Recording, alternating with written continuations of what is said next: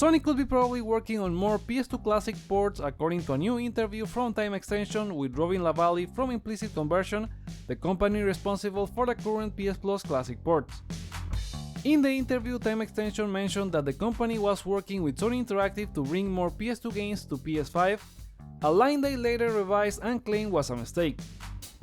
Despite that, users on Reddit have started digging up the Implicit Conversion website and LinkedIn pages, where they found the companies working on bringing games from the original PS1, PSP and PS2 to the PS4, PS5, Switch and Xbox.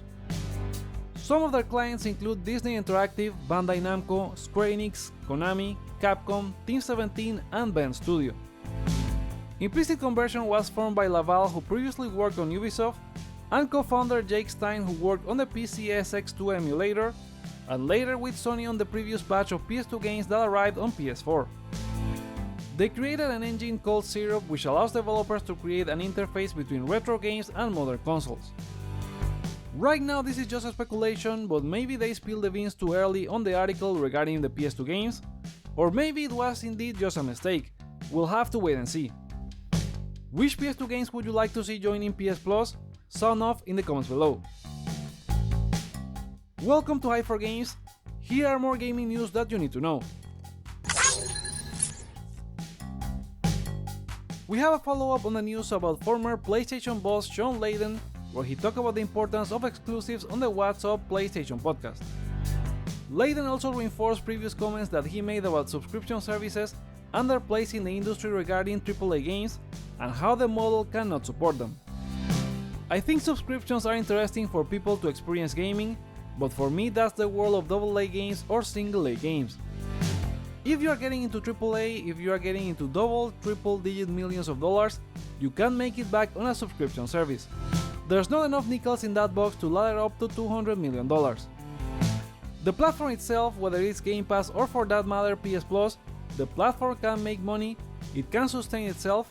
I'm talking about the developer who made the game, who put it out there. The discussion of subscription services is a long one, and we have seen developers in favor, particularly indie ones, which subscription services help with discoverability. But some others like Larian Studios recently spoke against, saying their games will never be on a subscription, as they think the traditional model of purchasing games is how you really help a developer. What do you think about subscription services? Voice your opinion in the comments. Now let's talk about the next PlayStation game that will be launching on PC after Ghost of Tsushima in May, and it's none other than The Last of Us Part 2, which came out in January for PS5. The source is user Silk9, who previously talked about the Ghost of Tsushima PC port before it was announced, and is striking again with this new rumor. According to them, The Last of Us Part 2 for PC will be announced next month, with no exact release date yet, but it will be a longer period than the usual announcement to release for recent Sony first-party games. It is just a matter of time since they remastered both games, and with the first on PC, the second was going to follow. Let's hope Naughty Dog doesn't run into the same issues as the previous port made by Iron Galaxy.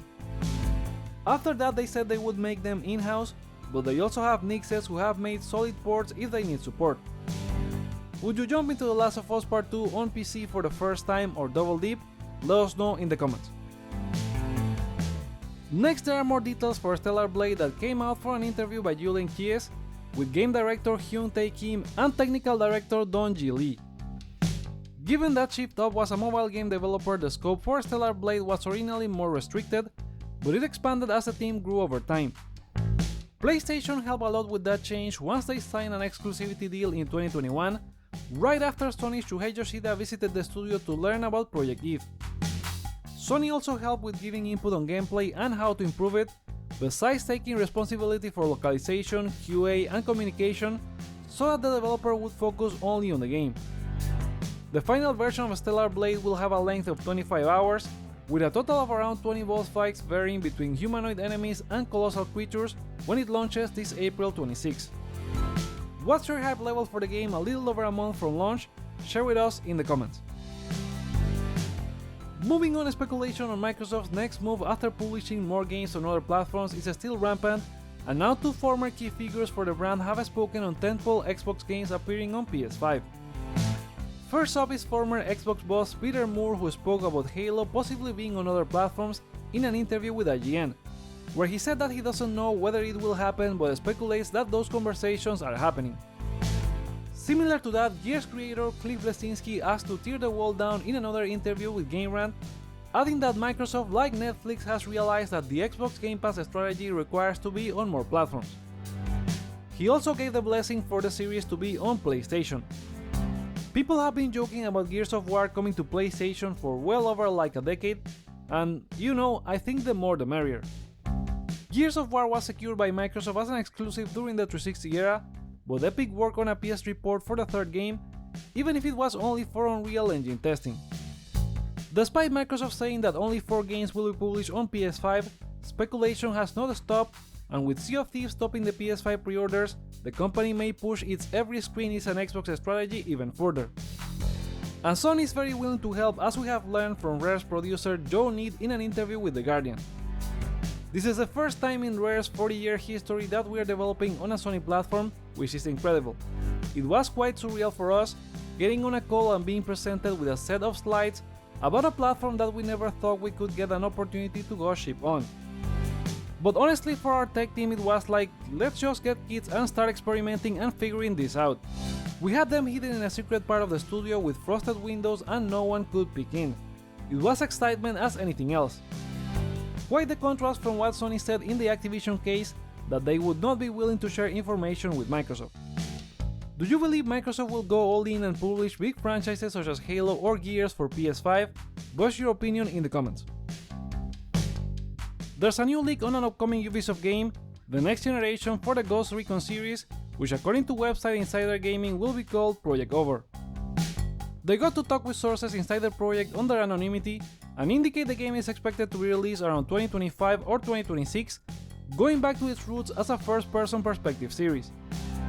It will be centered around the name and war, set in southeast countries where thousands of people have died as a result of war crimes, and you and your team of ghosts infiltrating the area to locate a traitor. It will also go for squad-based military tactical gameplay, taking inspiration from Modern Warfare and Battlefield. They appear to be drawing the most from the Activision series, as it said there could be controversial missions, with one example being your squad almost shooting a man holding a baby. Insider Gaming was also provided footage that they can show, but they say it has a significant jump in graphics from the Wildlands and Breakpoint entries. The publication recently provided some leaks for Assassin's Creed Red, and it's a very trusted source, so we could see this revealed in the future. Have you played previous Ghost Recon games? Looking forward to the next one? Sound off in the comments below. After being teased several times by McDonald's Happy Meal toys in several countries, Multiversus is finally coming back to all consoles including PS4 and PS5. The game had an extensive run from July to November 2022, later revealed to be an open beta, after which it was taken offline to improve it based on all the feedback. Player First Games announced via a developer update video that the game will officially launch this May 28th, moving to a new engine with Unreal Engine 5 providing better character models and stages, plus it will have a new rollback netcode and PvE mode. Did you play Multiversus back during the beta? Are you looking forward to its return? Let us know in the comments. And those are the PlayStation stories for today.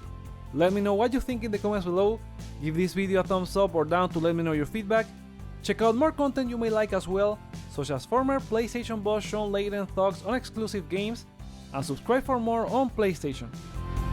Thank you so much for watching, my name is Joseph, this is Hype for Games, and I'll see you on the next one.